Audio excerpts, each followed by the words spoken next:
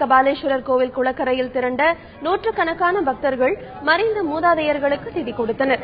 முன்னோர்களுக்கு பிடித்த உணவு பதார்த்தங்கள், அகத்திக்கீரை உள்ளிட்ட பொருட்களை படையிலிட்டு தர்ப்பணம் வழங்கினார்கள். தை அமாவாசை 32 வருஷத்துக்கு ஒரு ட்ரிப் வரும். சகல சிவாலயங்களிலும் சகல விஷுத்தலங்களும் எங்கெங்க தீர்த்தங்கள் இருக்கோ அந்த தீர்த்தல காசியில சுமார் வேதாரணத்துல போய் பண்ணாலும் பெரிய விசேஷம்.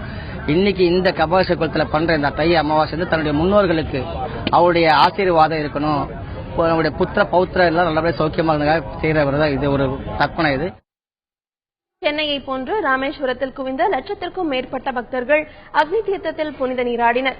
தங்களுடன் வாழ்ந்து மறைந்த முன்னோர்களுக்கு கடற்கரையில் திதி கொடுத்தனர். பின்னர் 22 தீர்த்தங்களில் குளித்த பக்தர்கள் ராமநாத சுவாமியை தரிசனம் செய்தனர். தர்ப்பணம் பண்றதுக்கே இப்ப 3 மணி நேரம் காத்திருந்து பண்ணிருக்கோம்.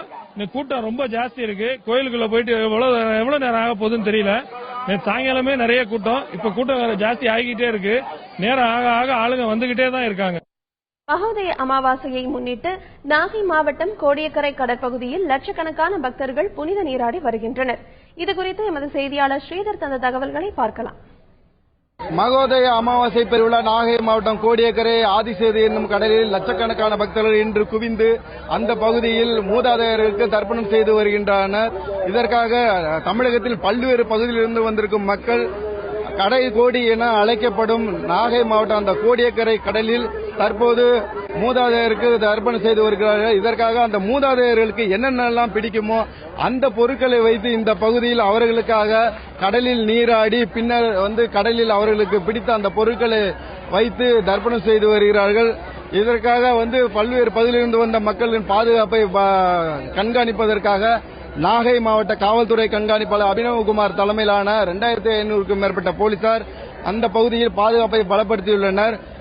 கோடியக்கரை கடற்பகுதியில் குளிக்கும் அந்த பகுதி மக்கள் ஆழமான பகுதிகளுக்கு சென்று விடாத வண்ணம் அந்த பகுதியில் ஏராளமான படகுகளை நிறுத்தி அந்த பகுதியிலும் தீயணைப்புத் துறையினர் மற்றும் போலீசார் கண்காணித்து வருகின்றனர்.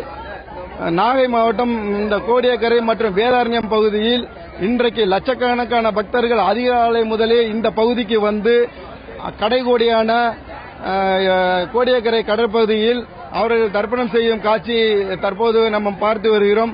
இதேபோல இன்றைக்கு நடைபெறுகின்ற மகோதய அமாவாசை என்பது 27 ஆண்டுகளுக்கு ஒரு முறை இன்றைக்கு வந்திருக்கிறது. இந்த நாளில் அதாவது திருவோண நட்சத்திரம், சூரிய உதயம், திங்கட்கிழமை மற்றும் அமாவாசை, திவேதி பதம் போன்ற இந்த 5 நட்சத்திரம் மற்றும் திதி நாட்கள் ஒன்றாக இணைந்ததால் இந்த நாட்களை மிக சிறப்பான ஒரு நாட்களாக முன்னோர்களுக்கு திதி கொடுப்பதற்கு தேவை, அதாவது நல்ல நாட்களாகவே இந்த மக்கள் அதை எதிர்நோக்கி இந்த பகுதிக்கு தற்போது தர்ப்பணம் செய்து வருகின்றனர். இன்றைக்கு இந்த மகோதய சிறப்பான அமாவாசையை முன்னிட்டு தமிழக அரசு நாகை மாவட்டத்திற்கு உள்ளூர் விடுமுறை அளித்திருக்கிறது. இதற்கான அதாவது இந்த பகுதியில் வரும் மக்களுக்காக அனைத்து வசதிகளையும் மாவட்ட நிர்வாகமும் தமிழக அரசும் ஏற்பாடு செய்திருக்கிறது. தந்தி டிவி செய்திகளுக்காக கேமரா பர்சன் பிரேசூருடன் ஸ்ரீதர்.